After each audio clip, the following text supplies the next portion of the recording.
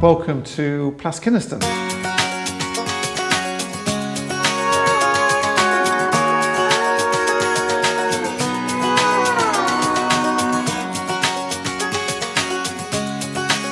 We first got involved in 2011. There were three of us enthusiastic trustees. I'm the founding chairman of the trust, and we wanted to make a difference to Welsh architecture, Welsh buildings at risk. We wanted to do something to save Georgian buildings in particular. There's a lot of interest around, particularly in Wales, in vernacular buildings, in pre-Georgian buildings, and also Victorian buildings, but there didn't seem to be that many people interested in Georgian buildings. We're casting around for our first project, and Tom Lloyd, he suggested to us that we had a look at Plaskinniston, because he said it's a building at risk and it's been a building at risk for 10 years. And we had a look around this rather sorry building, and it was all boarded up. It looked very, very sad indeed. It was a building site inside. The building was being vandalised. It was a wreck, and you wouldn't believe the transformation that's occurred since then. It looks completely different to how it looked before.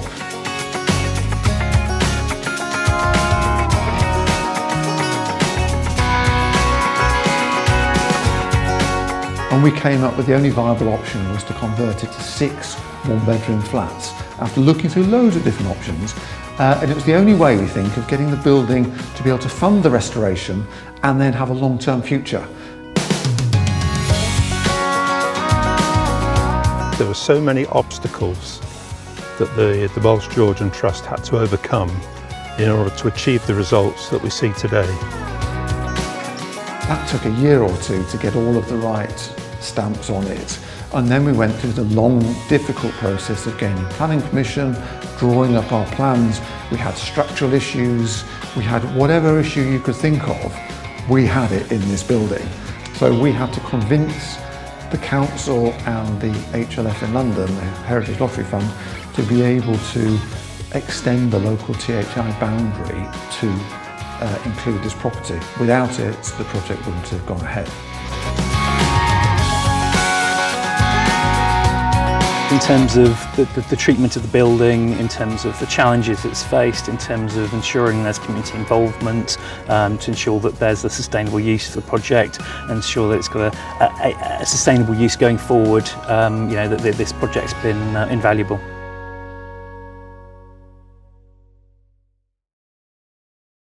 Ysgwrn and Heddwyn are recognised as cultural symbols for the people of Wales, and they hold a very, very special place in people's identity and cultural identity.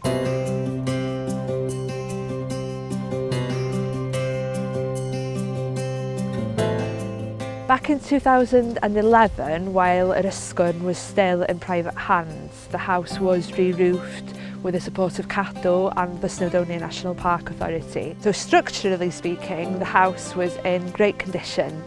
The interior wasn't in such fantastic condition. It had been suffering due to damp and mould and so on. So everything was very tired, lots of wax candles dripping on furniture, general lack of housekeeping. We were supported in the purchase by the National Heritage Memorial Fund and Welsh Government, and without their initial support, the whole project would have been absolutely impossible to achieve. The most work though was in the finishes of everything, the visual side of things. The period of the house was a real issue at the beginning of the project.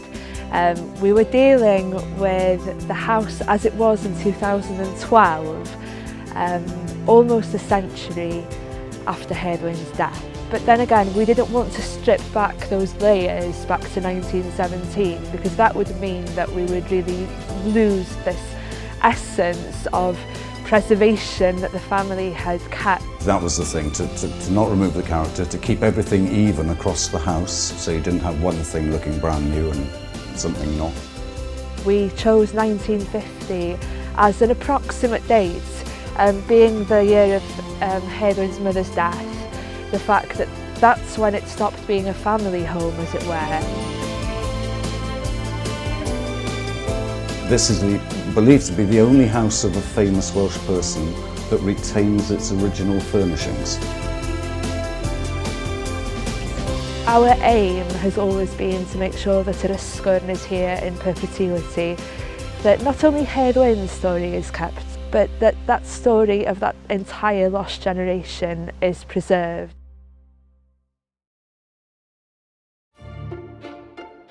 The people locally had come to love this place ever since the Insults left, really, in 1938, a much-loved public park. But then in 1987, the old county council gave the place to the city council, who put it up for disposal. Whereupon the locals were up in arms and carried out an enormous campaign of harassment and determination that the house would remain for the locals, for the community. A couple of hundred people came and they formed the Insult Court Action Group and made an awful fuss in the papers trying to draw attention to the fact that this place had been neglected. Suddenly 10 councillors were getting letters saying, do something about Insult Court. And with county council support, good support, we founded the Insult Court Trust, and we recruited Sir Norman to be the chairman, and we got a good body of trustees to lead it forward. We took it on, not fully realising, I don't think, the enormous responsibility that was going to come with it. This was a project that had significant challenges. We were hit with one issue after another to deliver it. On any project of this size, you never have enough money, and that was a significant problem for Insult Court. We had a very tight budget. The condition of the buildings was worse than we anticipated. We suddenly found there was a shortfall, which we had to raise our own money, which meant, of course, approaching trusts and charitable organisations, and ended up with some £4.5 million, which we were able to spend on the outbuildings, the stable block, and the ground floor and part of the first floor of the house.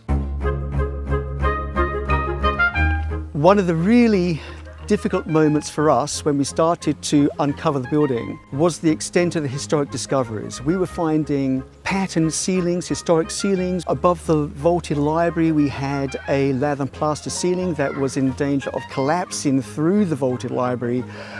We had no idea that that historic fabric was there. I got involved with this place when it was seriously under threat. And I'm so thrilled that now it is becoming such a success. We just love it that we've got a terrific range of visitors. I'm a great believer in looking after these local landmarks. They need to be at the heart of the communities. We've lost our churches and youth groups and things. And the community, have faith in the communities. They love these places because it gives these places a new use and a use into the future.